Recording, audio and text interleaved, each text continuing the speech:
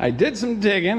I had a stash of some carburetors that I think they were all used, and I found another Zenith, the right model for the 880, and it actually looked like, I don't know if it even ever been apart. Now, it was in very good shape, which kind of makes me worry that if it was in a box full of other used carbs, maybe there was something they couldn't solve about it. Maybe someone just didn't like the idea of there being a Zenith carb on their tractor, and it got switched out before it even had much of a chance to go bad. I'm hoping for that one. So I guess turn on the gas and see if this one works better than the last one.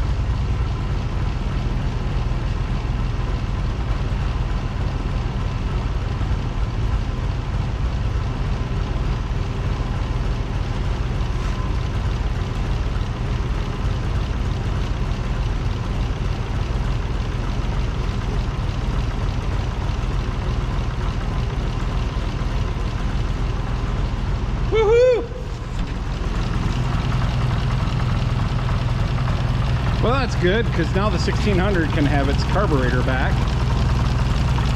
No choke. Idling nice. I'm sure once it's warmed up, I have to tweak it a little more, but now I don't have to go out and buy a carburetor, you know, for money and everything. I don't think it's idling quite as smooth as it did with the Chevrolet. Like I say, it's also just warming up. That's weird about my gauge lights though. My oil light, the buzzer comes on and off. Let's just show you. Well, the amp light wasn't going out before because it wasn't charging. The oil light's on now, but the buzzer ain't going.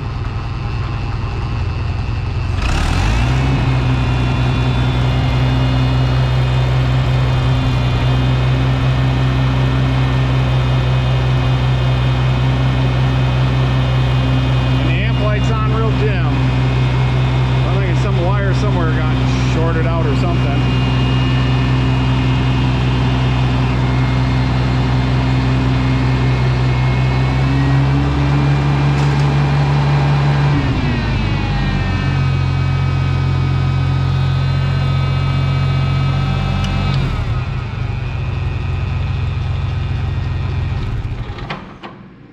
Turn the key on and buzzer comes on, the lights go out. Weird. Found it. Must be when I stuck the battery back in. This wire here was not in the best of shape and it finished breaking.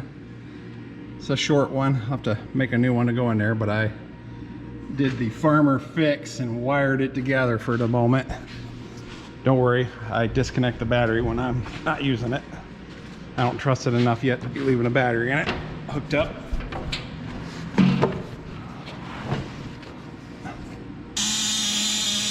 Yep. Clutch safety switch has been bypassed.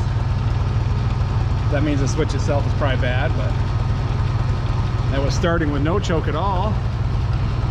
Adjusted the load screw a little bit.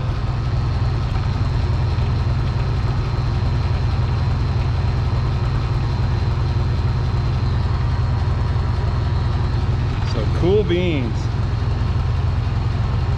Smokes just a little, but for as long as it's been sitting, I'll give her that. Put some seafoam in the crankcase, run it a little bit, change the oil. See if that helps.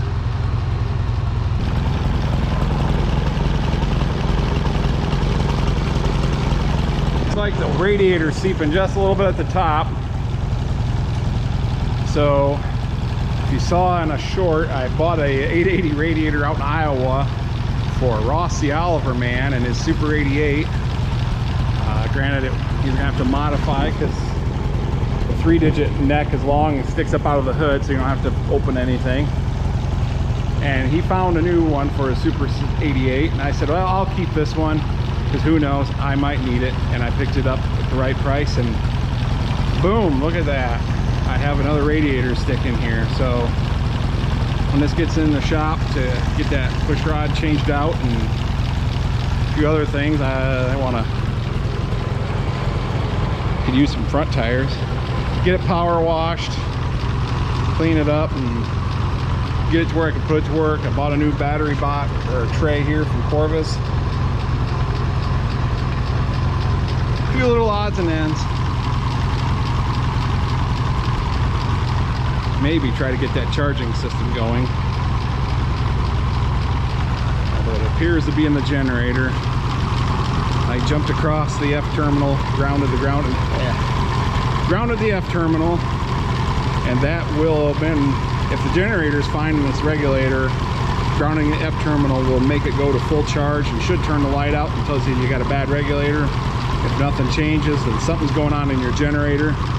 There's other tests you can do, hooking juice up to it to basically turn it into a motor instead of a generator. And that'll show if things are conducting. At the moment, the amp light is on. Who knows? There could be a broken wire somewhere. Although it ain't. Look. Ow! I touched the spark plug wire. Woohoo! I didn't even have to put money in the swear jar. Boy, that tingled right through. Maybe show up in a video. So. Lesson number 1, don't get close to the plug wires.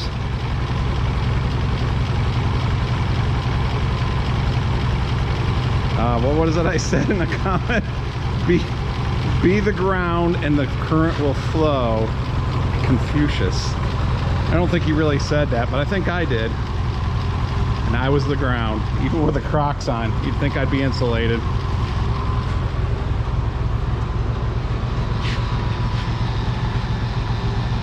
Well, there's your entertainment.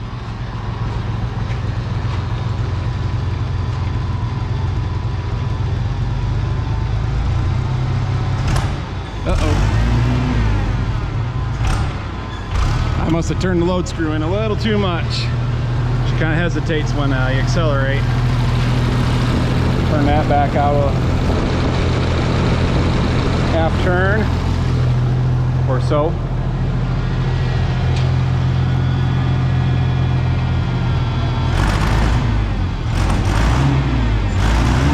Better. Ooh. Carbon coming out now.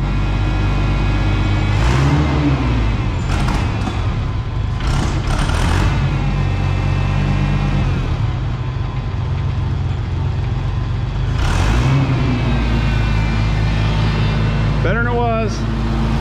Maybe a little bit more. I can feel a fine spray coming off that radiator. That's definitely gonna get swapped out too.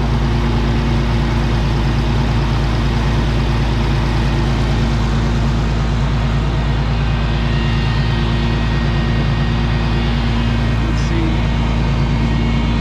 if that makes a difference.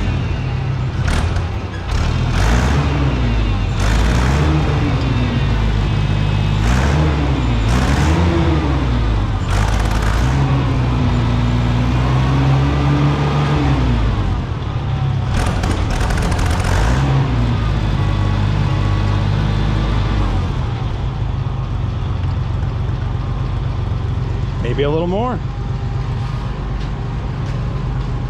Makes black smoke when it accelerates. It could just be the everybody's saying about these Zenith carburetors that they stink. I haven't messed with them too much myself. Pretty much all mine have got marbles on them. She's idling nice now. Let's see how that does.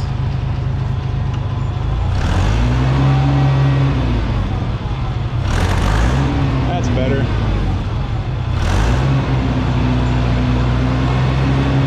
Might need just a skosh more, but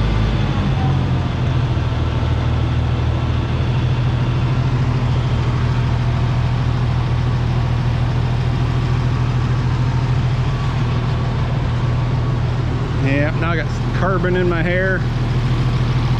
Probably blowing some of that crap out.